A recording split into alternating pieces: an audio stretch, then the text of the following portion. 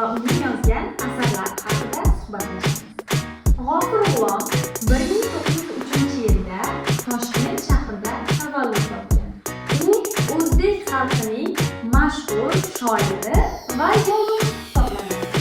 G'ofur G'ulom kattalar va bolalar uchun turli asarlar yozgan. Biz bilgan eng mashhur asarlardan biri esa bu Shumbola hisoblanadi. Shumbola asarida sho'x, mehnatkash va yetim bolaning hayoti.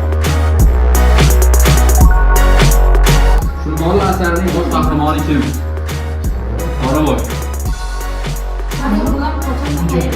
1903-yil 10-mayda Toshkent shahrida tug'ilgan. Asarda qanday voqealar tasvirlangan?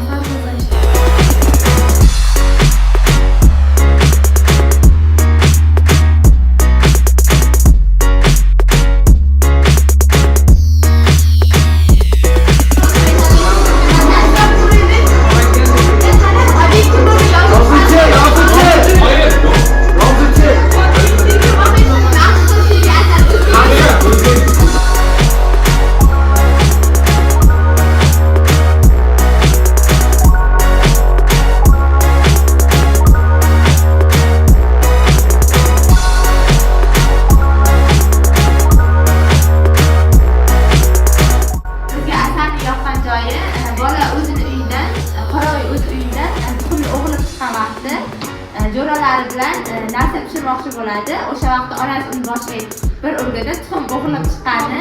Ishga borgan paytda uni hazillashib aldagani yopadi.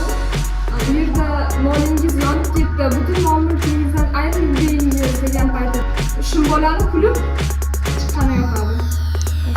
Hazil qilgan. Etakni turmaklab, sag'rimga bir mushlab, hayyohu deb shahardan tashqariga qarab yo'lga ravona bo'ldim. Men ketarman, yo'lda yig'lab, sen qolursan zor-zor. Qumri qushning bolasidek ikkalamiz intizor. Intizorlik torta tanda toqat qolmadi. Yo'l chivindek sarg'ayib, yurarga holat qolmadi.